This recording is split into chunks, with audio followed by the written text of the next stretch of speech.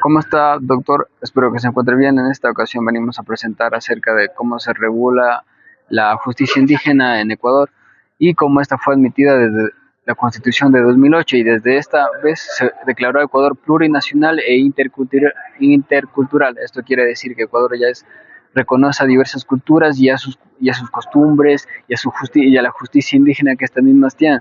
En el artículo 151 en la Constitución está dicho esto. En el artículo 57, en cambio, manifiesta la justicia indígena y cómo esta está aprobada como un régimen en el que Ecuador acepta la justicia de esta forma de manifestarse de los indígenas y la aplicación de esta misma.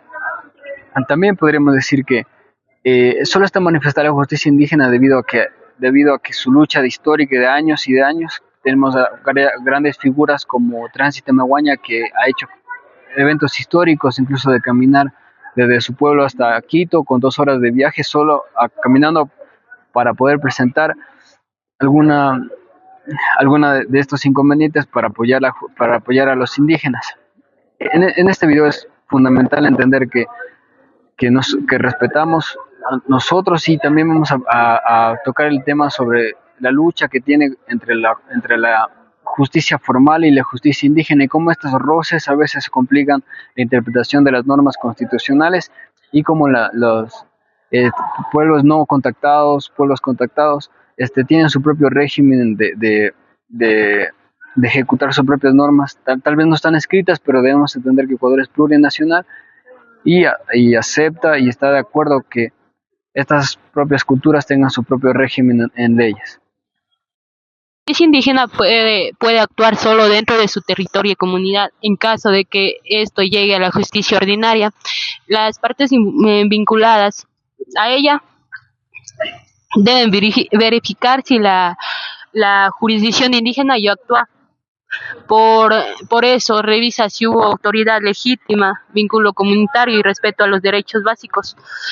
Eh, si todo eso se cumple, el juez ordinario debe declinar la competencia y reconocer la decisión indígena.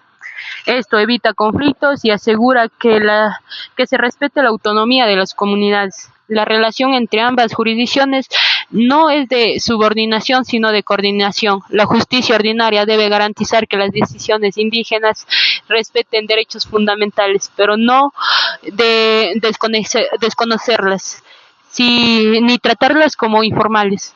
En este sentido, los jueces ordinarios deben analizar con seriedad los procesos comunitarios antes de continuar con un caso.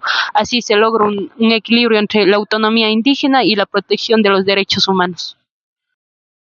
La justicia indígena no es absoluta, tiene límites claros que derivan de la Constitución y de los derechos humanos. Primero, se debe respetar la dignidad de las personas y la integridad física. No se pueden aplicar sanciones que impliquen tortura, tratos crueles o que pongan en riesgo la vida. En segundo lugar, tenemos que se debe garantizar el debido proceso escuchar partes, permitir defensa y aplicar procedimientos que respeten la cultura, pero también las garantías básicas. En tercer lugar, tenemos que se debe proteger los derechos de las víctimas y de los procesados. La justicia indígena no puede dejar sin reparación a la víctima ni vulnerar el derecho de la defensa del acusado. Pues finalmente todas las decisiones indígenas están sujetas al control constitucional. Esto significa que aunque las comunidades tienen autonomía, sus fallos pueden ser revisados por la Corte Constitucional si se considera que vulneran los derechos fundamentales. Los límites no buscan debilitar la justicia indígena, sino asegurar que convivan con el sistema nacional sin poner en riesgo los derechos básicos.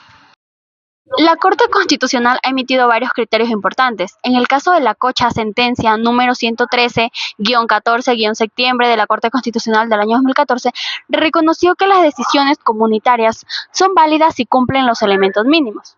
En la sentencia número 134-13-EP/20, se estableció que si el juez ordinario debe verificar la existencia de un proceso indígena y de ser procedente declinar competencia. En la sentencia número 256-13-EP/21 se precisó que la competencia indígena requiere comprobar autoridad legítima, comunidad de derecho propio y vínculo con el conflicto.